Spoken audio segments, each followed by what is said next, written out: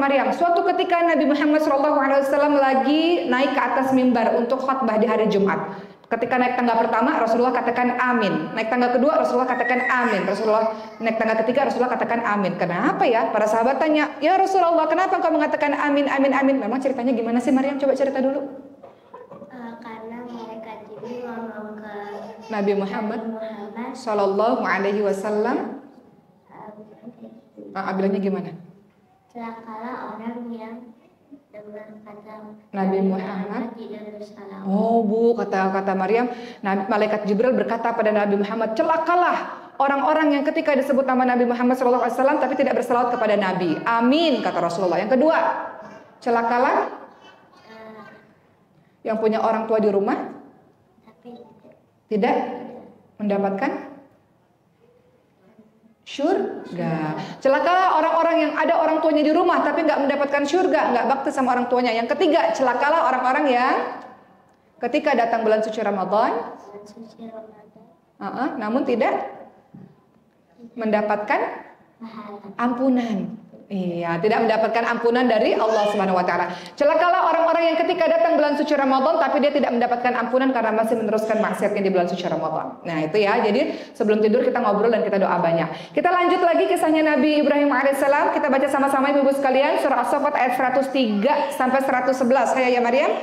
Mahlan-mahlan kita bacanya pelan-pelan. Waratilil Qur'ana tartila, baca dengan tartil, baca dengan pelan. Kita baca bareng-bareng sama ibu-ibu semua di sini. Khadijah siap-siap nanti baca Quran lagi ya nak? Oke. Silakan ibu-ibu kita baca surah As-Saffat ayat 103 sampai 111. Silakan Maryam. Tafadholi. A'udzu billahi itu dari yang ngasih pas dia masuk. Berat. Bismillahirrahmanirrahim. Falamma aslama wa tallahu lil jabin wa nadainahu an ya Ibrahim qad saddaqta ru'ya inna kadzalika najzil muhsinin inna hadza lahuwal bala'ul mubin wa fadaynahu bidhibhin 'azim wa tarakna 'alayhi fil Akhirin. Salamun 'ala Ibrahim kadzalika najzil muhsinin innahu min 'ibadinal mu'minin. Syukran ya Maryam. Kita bahas dulu, kita baca dulu terjemahnya ibu-ibu sekalian dalam surah As-Saffat ayat 103 sampai 111.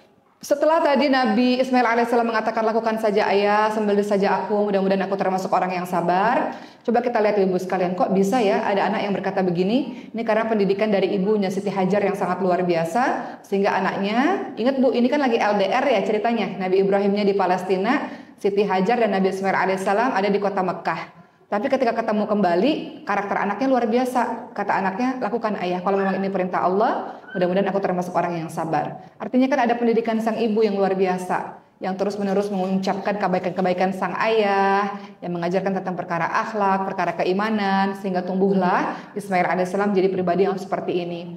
Lakukan ayah. Mudah-mudahan aku termasuk orang yang sabar. Kita lihat dulu artinya bu, As-Saffat 103 sampai 111.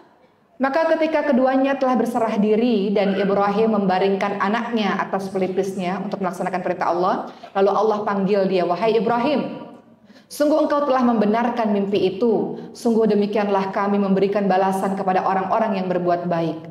Sesungguhnya ini benar-benar suatu ujian yang nyata dan kami tebus anak itu dengan seekor sembelihan yang besar dan kami abadikan untuk Ibrahim pujian di kalangan orang-orang yang datang kemudian. Selamat sejahtera bagi Ibrahim. Demikianlah Allah memberi balasan kepada orang-orang yang berbuat baik. Sungguh Ibrahim termasuk hamba-hamba Allah yang beriman. Jadi Nabi Ibrahim ini digelari sebagai Khalilullah, kekasih Allah. Kenapa? Karena kesabarannya yang sangat luar biasa dan sudah teruji bahwa beliau menjadikan Allah nomor satu di hatinya. Bayangkan anak yang sudah ditunggu puluhan tahun, Begitu anak itu lahir, suruh dipisahkan oleh Allah Subhanahu wa taala. Ketika sudah boleh ketemu lagi, disuruh sama Allah disembelih. Ya kan? Maka ketika Nabi Ibrahim melakukannya, barulah Allah ganti dengan sembelihan yang lain. Jadi di sini kita bisa lihat betapa pendidikan berikutnya menjadikan anak-anak kita ternyata Allah menjadikan Allah dan Rasulnya nomor satu dibandingkan dengan yang lain-lain. Sehingga ketika Allah memerintahkan sesuatu, maka Nabi Ibrahim alaihissalam sami'na wa ata'na. Nabi Ibrahim alaihissalam mendengarkan kemudian taat.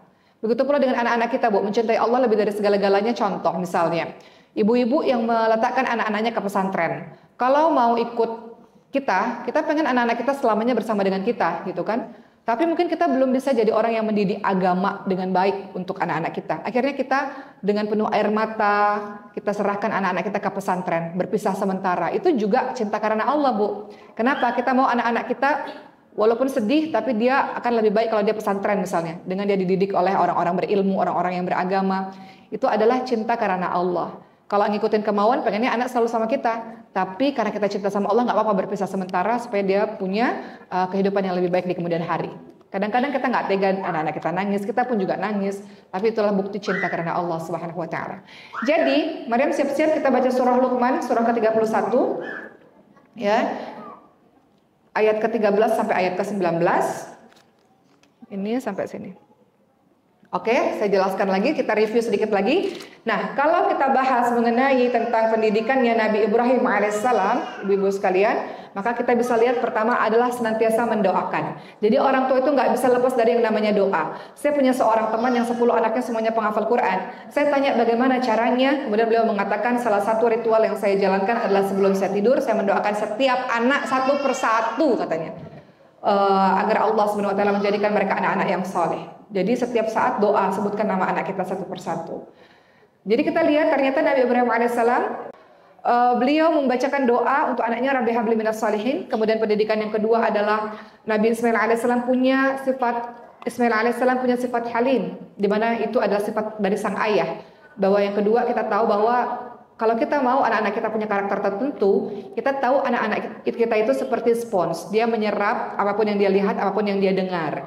Jadi pastikan bahwa kita menjadi contoh terbaik untuk anak-anak kita. At-Tahrim ayat 6 dikatakan, A'udzubillahi minasyaitonirrajim, ya ayyuhalladzina amanu qu anfusakum wa ahlikum nara. Wahai orang-orang beriman, jagalah dirimu dan keluargamu dari api neraka yang bahan bakarnya manusia dan batu dan seterusnya. Jadi kalau kita mau anak-anak kita soleh, anak-anak kita baik, kalimatnya baik, santun, itu adalah contoh dari kita terlebih dahulu. Sama seperti Ismail alaihissalam punya sifat halim, lembut, penyantun, sabar, karena ayahnya juga punya sifat seperti itu. Ketiga, menjalankan komunikasi yang demokratis, yang komunikatif. Bukan menjadi orang tua yang otoriter, tapi orang tua yang mengajak berdiskusi anak-anaknya. Anak-anak ngobrol, anak-anak boleh kok ingetin kita kalau kita salah. Anak-anak saya sering mengatakan ketika mereka kecil-kecil, Uma masuk kamar mandi doa dulu Uma. Uma kan ustazah, kok nggak doa sih? Uma ngajarin orang suruh masuk kamar mandi doa. Kebelet nak, kebelet gitu ya kadang-kadang.